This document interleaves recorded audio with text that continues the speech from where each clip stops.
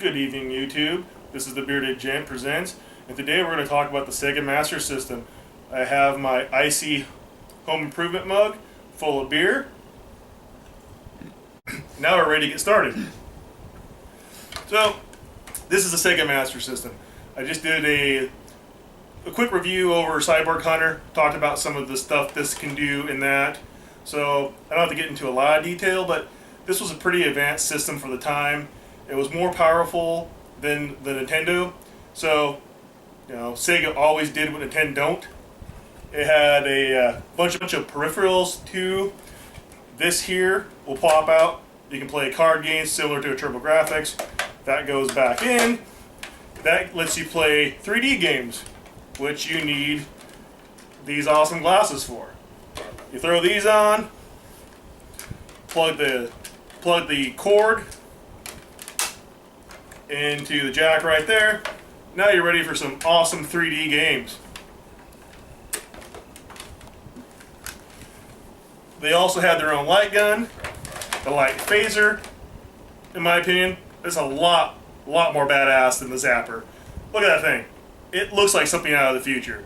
Mainly, that's due to the fact is this is based off a anime from Japan, one of the weapons in the Zillion series. They actually, ironically, no surprise, they made a game called Zillion for the Master System based on the anime that they took this from.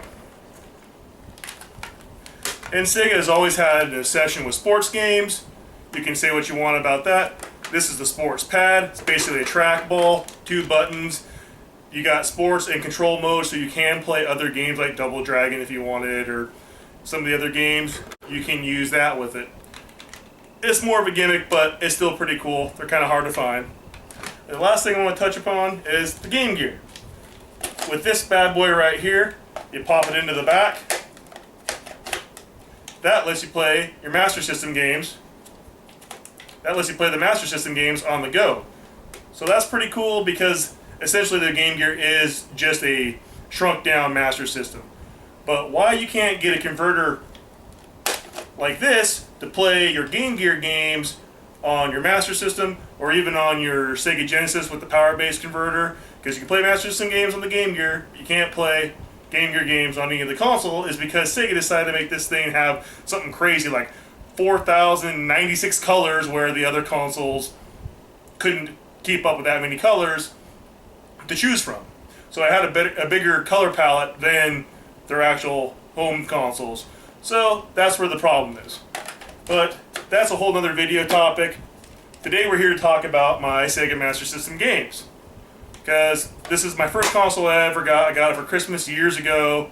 Been a big fan of Sega since. So we're going to go through my Sega collection here for the Master System. Alright, as you can see here at a quick glance, these are all in alphabetical order. I have a little OCD when it comes to that, or as I like to call it, CDO, because that's in the correct alphabetical order the way they should be. So first, got Action Fighter, Aerial Assault, Afterburner. Gotta have Afterburner, great game. The Alex Kidd series. Then Alf, great TV show about an alien who just wants to eat some cats. Alien Syndrome, great arcade port, alter-based, same thing. Not as good as the Genesis version, but for an 8-bit game, pretty good. Another space shooter, Astro Warrior, Black Belt, Blade Eagle 3D. Like I said, there's a few 3D games that came out for this. Then Bomber Raid, great game. I played this a ton when I was a kid. Love it. Can't say enough good about it. California Games, because, well, California Games was on everything. The Castle Illusion for the Sega Master System. Great game, great port of the Genesis. If you got a Master System, pick that up too if you can. Choplifter, great game too. Another great game. Choplifter's been on a multitude of systems, but still worth having.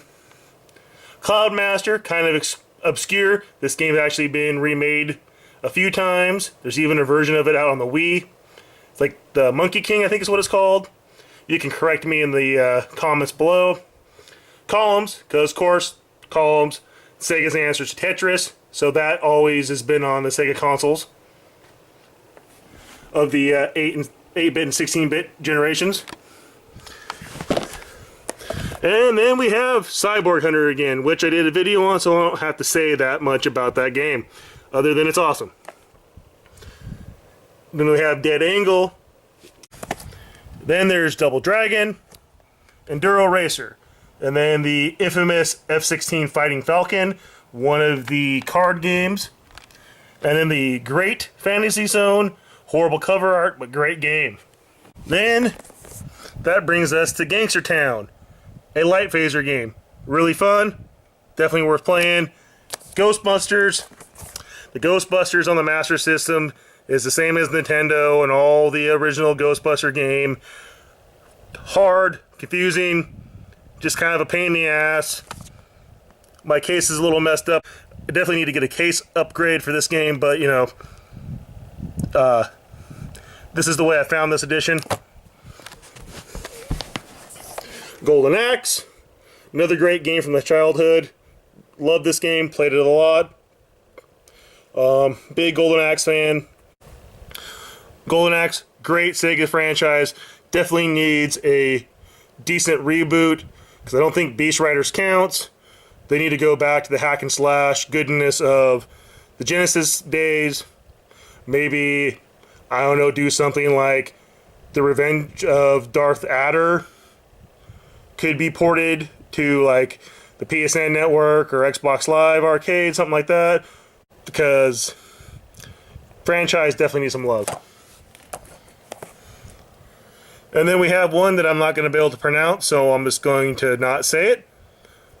But it does have password save, which that's pretty cool, right? Because why put a battery in the cartridge for a backup and let you save your progress in an RPG? But this game is a lot of fun. And now we got some more sports game. Great baseball. Really thought hard on that one.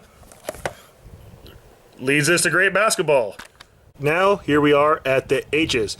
We got the Hang On and Safari Hunt double pack.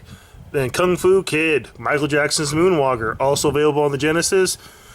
This version's still a lot of fun. Had that forever. Got it when it was brand new. Played it a lot. Still a lot of fun even today.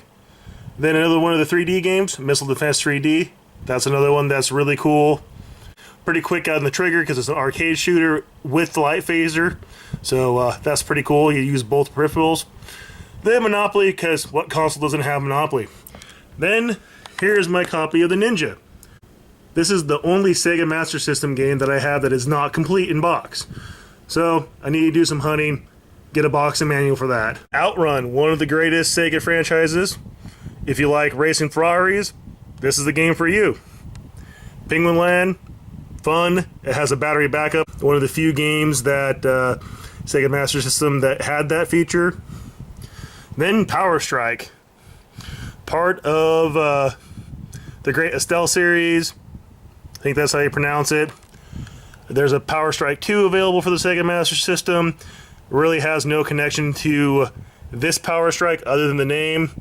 Also known for the black and white cover. There is a color version available, but that's a pretty rare game to find for the Master System. And there again, I bought that brand new when I was a kid, and it is a lot of fun. Then Rambo 3, Rampage, another game, another great game from childhood that I played. Actually, me and my dad played that a lot. It's a lot of fun, because what's better than being a giant monster, eating people and destroying buildings? Rescue Mission. Then we got Rocky, Shinobi, another really cool arcade port that Sega had, because the way Nintendo had their contracts with the other companies, they pretty much had a stranglehold on the market. So the Master System library pretty much consisted of Sega arcade ports. Is not that bad of a thing because, well, they were great games. So, and that was one of the only places really to get them, other than the unlicensed like Kagan carts. Then Space Harrier. And then the elusive Spider-Man for the Master System. I'm going to actually get into a little more depth on this one in a later video. because this has 3 or 4 versions of it that Sega made. There's like Master System, I think Game Gear has one, Genesis, Sega CD. They made a Spider-Man for the 32X, the Web of Fire, which actually is not a port of this game. It's its own Spider-Man game, which is also really hard and expensive to get. Then Sports Pad Football. The reason why I have a sports pad, and also the reason why I pretty much don't play sports games. Spy vs. Spy. Then we got Thunderblade, Transbot. Closest thing to a Transformer game that you'll get on the Master System. And it is on the Sega card. Then you have Time Soldiers. Great arcade port on the Master System. A lot of fun. You go through different time periods, great boss battles. You definitely want a buddy to play through this, though, because it's just a great experience with 2 people. Then Vigilante. And here's the last of my Master System collection. Zaxxon 3D, which, you know, if you like Zaxxon, you have a Master System, get the 3D version of the game. Get this one anyway, because there's a cheat code to put it in the 2D if you don't have 3D glasses.